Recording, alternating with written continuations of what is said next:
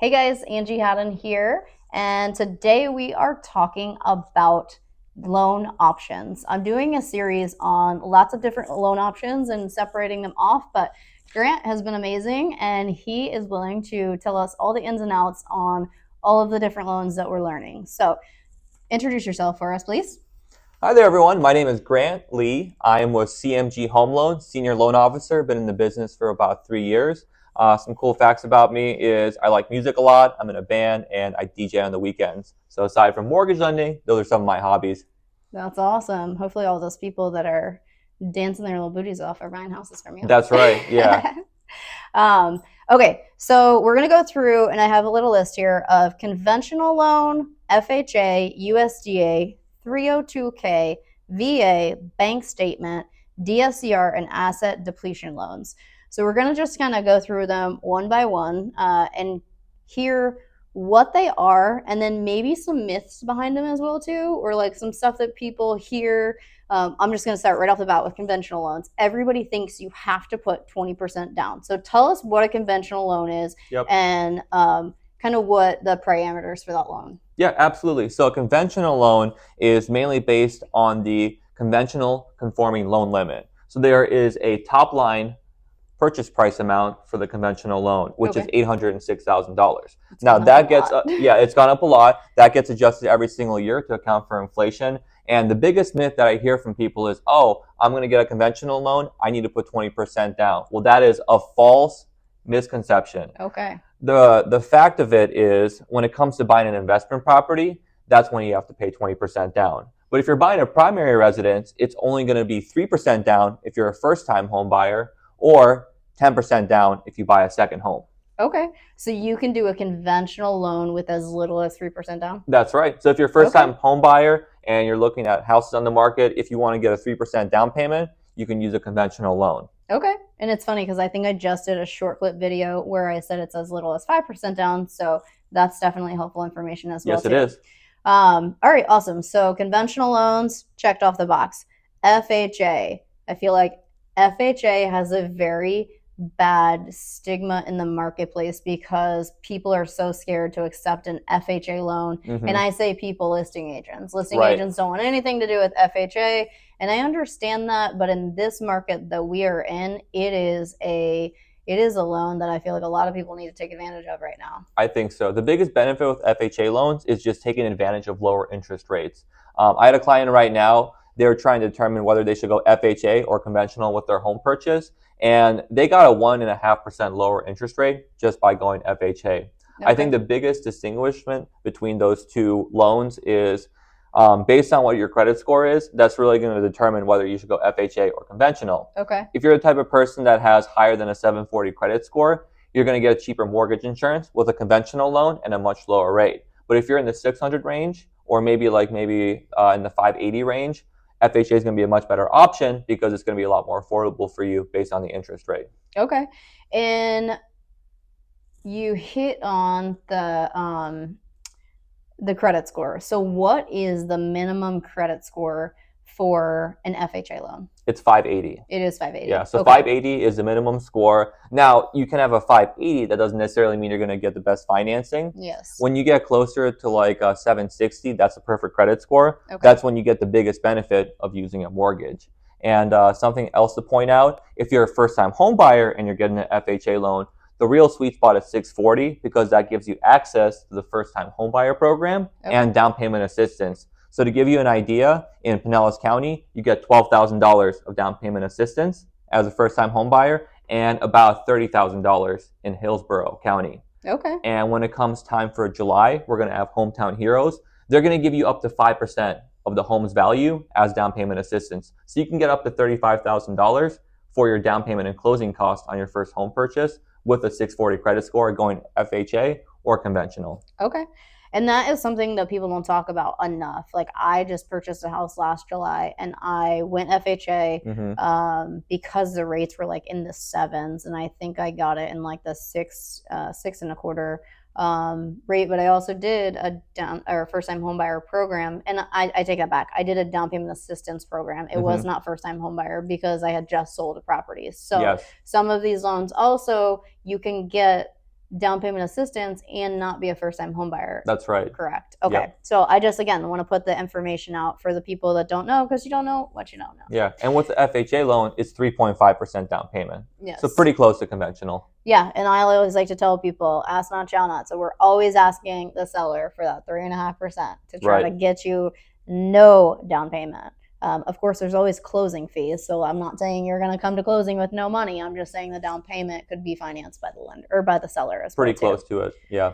Okay. So I'm gonna skip the USDA because FHA 302K is a loan as well too. So tell us what the 203K loan is all about. So the FHA 203K loan, that's a renovation loan. What that allows you to do is to take the financing for the price of the home and then your renovation budget. Say you find the perfect house, but it's a little bit outdated, and maybe you want to fix your kitchen, replace the roof, maybe you want to do some structural upgrades. You can get an FHA 203K loan, and you can budget in the renovation costs into the loan amount. And then that's paid out over 30 years instead of paying it out of pocket when you first get the property. Okay. All right. Yeah, so I think a good application for that is a lot of homes suffered hurricane damage in the Florida region. So people that find houses like that, they can buy the house, fix it up, and then take a loan to do all that at the same time. Yeah. That's a touchy subject and not ready for this video. I feel like the flood damage houses, most of them on the market right now, have to actually physically be demolished because the amount of money that you put back into them is way over the amount that the 50% rule is allowing. Exactly. So again, we could go off a tangent with that one. I have an investor that's looking like crazy, but it's not. The flooded houses are definitely something that you need to have a professional working with you, holding your hand, because you could get into a property that it's not gonna work for you. But definitely the houses that are on the market that are in the best neighborhood, but grandma's lived there for years and has not done any upgrades because she doesn't need to, because it's her house. It's the way she wants it. But you want that granite countertop, or you want those nice new white cabinets. That's okay. So that's what the loan is for that one. Now let's talk about the USDA loans, and let's just put it out there right now, guys. Pinellas County is not eligible for USDA. So tell us about USDA loans. So USDA is considered the agricultural loan. Whenever you're in a rural or agricultural area, you can apply for a USDA loan to buy a house. And the big benefit with going with the USDA loan is it is a 0% down program. So there's 0% down payment to get this property. And so basically 100% financing. 100% financing, 100% LTV. You have to bring no down payment when you buy a separate property. Now, Angie mentioned that we can get you really close to 100% financing, but with every real estate transaction, there are closing costs. But your cost to get into the house is going to be chopped in half because of the 0% down payment. And like she also mentioned before, if she can negotiate a seller credit for you, that can pay for the closing costs, and you can bring virtually $0 to closing to buy a house. The big caveat is you have to be in an agriculturally zoned area, and that's to me more so in Polk or Citrus County, maybe a little bit more in the rural parts of Florida. Honestly, we have, so we cover the Ocala market as well too, and we have a couple of buyers out there that are under contract for brand new construction homes. I tell you, 3-bedroom, 2-bath, like 1,400 square foot houses, brand new construction, sitting on like an acre piece of property for like $215,000, $240,000, and one of them went USDA. So the amount of money that they brought to closing was like literally nothing. It was it's insane. Amazing. I'm like, it just makes me so happy, and being able to get somebody into a brand new construction house that doesn't think they can even afford a house, let alone a brand new construction house. It's just, it's amazing. So where can you find, if you know off the top of your head, where can you find out if a property is in a USDA zone? Right, so you can go to the government website for the USDA. You can just type in on Google USDA, and they give you an application where you can search on the map for different properties that you're looking at. And I will put that in the link below as well too. So just stay tuned for that if you're interested in the USDA, or you can always just reach out to us as well too. All right, so VA, I feel like everybody knows what a VA loan is, but tell us what a VA loan is, and also minimum credit score. Yeah, absolutely. Okay. So VA loan, a little bit of history. That is actually the first mortgage that ever went into existence was actually a VA loan. Okay. So before, veterans were the only people that could get financing for a mortgage when mortgages first became a thing in the 1940s. I did not So even know that. that was right after World War I that Okay. happened. So kind of interesting.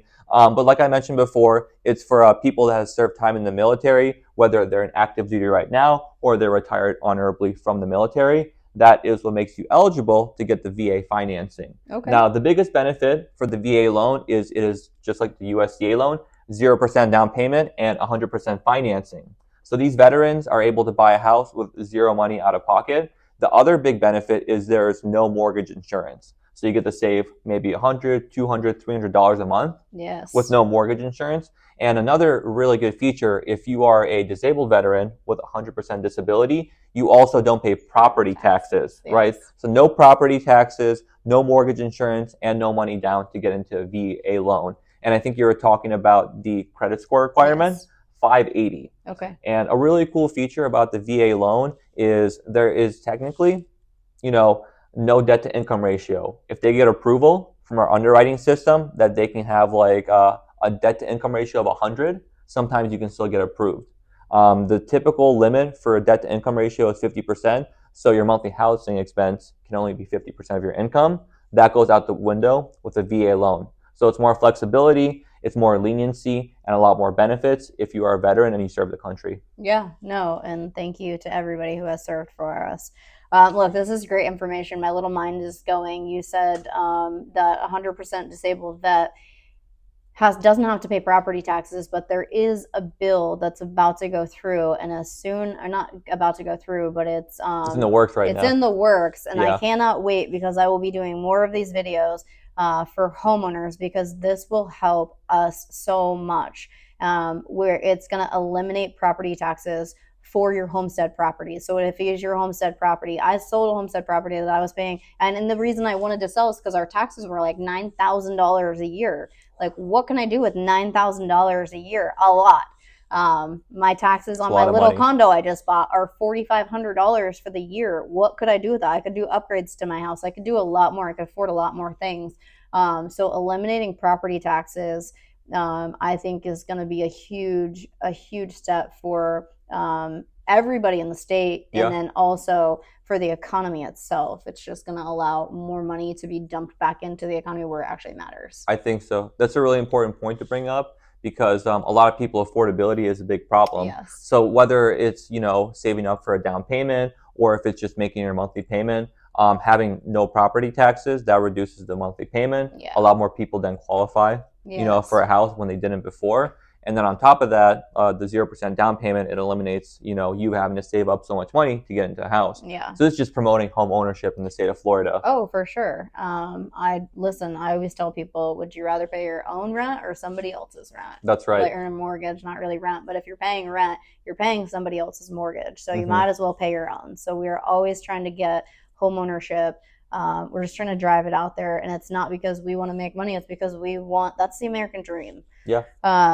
So now if you already own a home, let's talk about the DSCR loan. Yeah, so the DSCR loan is for those investors that want to get some cash flow. And the biggest reason for why people use DSCR loans is it's the easiest loan out there. We don't take a look at any income documentation. There's no debt to income ratio. The only qualification is credit score and is the property cash flowing. Yeah. So if you're pulling in more rent money than what your mortgage payment is every single month, you're automatically eligible for the DSCR loan. Yes. And the credit scores for that program start at 660. Okay. And what's a down payment for a DSCR? What's a minimum down payment for a DSCR loan? So we typically tell people 20% down.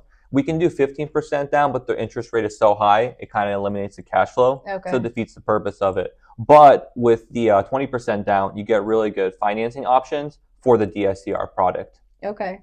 So just to clarify, the DSCR loan is if you are looking for an investment property, as long as the investment property, let's say you find a single family house, you can score it for $200,000, and you can turn around and rent that property for $2,000 a month, as long as your rent will pay that mortgage. Exactly. Correct? Yep. So it's based off the DSCR ratio. The DSCR stands for debt service coverage ratio. Okay. And I'll give you a very simple example. Like say, for example, that, the monthly mortgage payment is $1,000.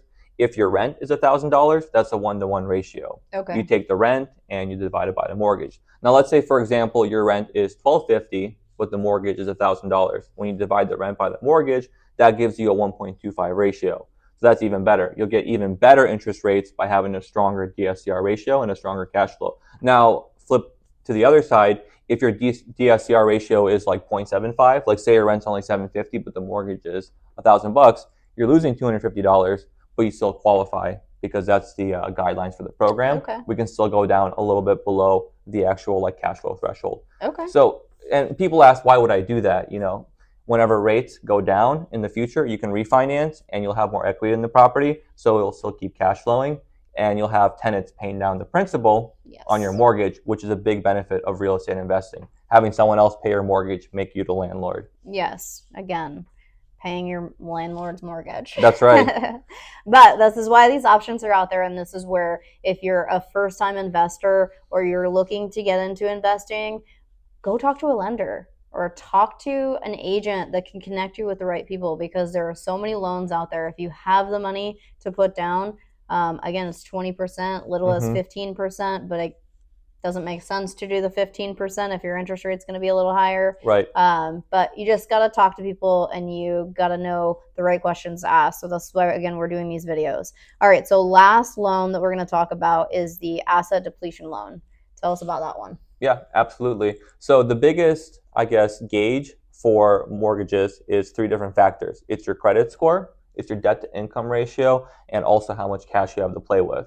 So a lot of times I talk to clients that are a little bit older. Maybe they're retired, maybe they have like a fixed income, but they have a lot of money saved up because they have a nest egg, they have a pension, They might have like a big fund that they put in all their retirement funds into. Now, these type of people, they're not going to qualify for a regular mortgage because their monthly income is like $1,000 from Social Security, but they want to live in a nicer house. Well, the solution for that is doing the asset depletion program. If you have enough funds saved up, we can qualify your income based on how much money you have in your bank account or retirement account. So that just opens up many more options for people that are a little bit later on in life. Maybe they're not working, but they have a lot of money saved up. This is how we can get them into a mortgage and approved for a house. Okay. I think that one's great. I mean, it could be for somebody like, I want to say like myself, if I had X amount of money like saved up and you have $1 million in the bank. I won the lottery. Yeah, that I don't play. And you don't work anymore because you won the lottery. And I don't work anymore. That I don't have a revenue coming in. Right. Because if you have no income or no job, the underwriters are not going to approve you. Yeah. But if you have a lot of money, we can do something like this. Yes. Mm-hmm. So, okay. One other thing that you talked about a lot, you said debt to income ratio. Yes. How do you know your debt to income ratio? Like, how do you know what that is? Absolutely. So there's 2 different categories for debt to income ratio. They have the front end ratio and the back end ratio. Now, the front end ratio is the housing expense. So I'll give you a quick example. The conventional debt to income ratio is 50% for the front end and the back end. Okay. So what that means is the cost for your mortgage payment can only be 50% of your income. Say, for example, your income is $10,000. At 50%, that's $5,000. So that's the most that your housing payment can be. Now, the back end ratio is a combination of your housing ratio plus your monthly debt. So when we talk about debts, it's like student loans, car loans, other mortgages. Let's say, for example, your mortgage payment is $3,000 and your monthly car payment is $2,000. That would put you at 50% of your total $10,000 income. So every single loan product, there's a different debt to income ratio. Okay. And that's why it's useful to speak to a mortgage lender so they can find out if you're within that specific requirement of debt to income when you're applying for a specific type of mortgage for a home purchase. Okay. Yeah, no, I think it's definitely, people always start with, the statistic is that 86% of people start their home journey search online, and 46% of those people start on Zillow. Right. So Zillow is like the ratchet ex-girlfriend. We don't like to talk about her. That just won't leave our lives, yeah, no matter how hard we try. Won't leave our lives, and she's always slash throwing your tires around, and key your car. Yeah, she's always throwing around nasty accusations that aren't true. With the way your house should be priced or what you should be doing or which agent you're supposed to be working with. So call your trusted real estate agent. They can connect you to their trusted lending partners, or anything for that matter, whether it's a contractor or a stager, like you name it. That's what we do. We do this for a living, and we have trusted contacts that we deal with on a regular. I mean, shoot, the Pinellas Realtor organization has over 600 affiliates. Right. So that alone speaks volume. And if you are connected in the industry like we are, we have lots of contacts. So thanks for watching. We really appreciate you guys. Like, share, subscribe, do the things. Thanks, guys.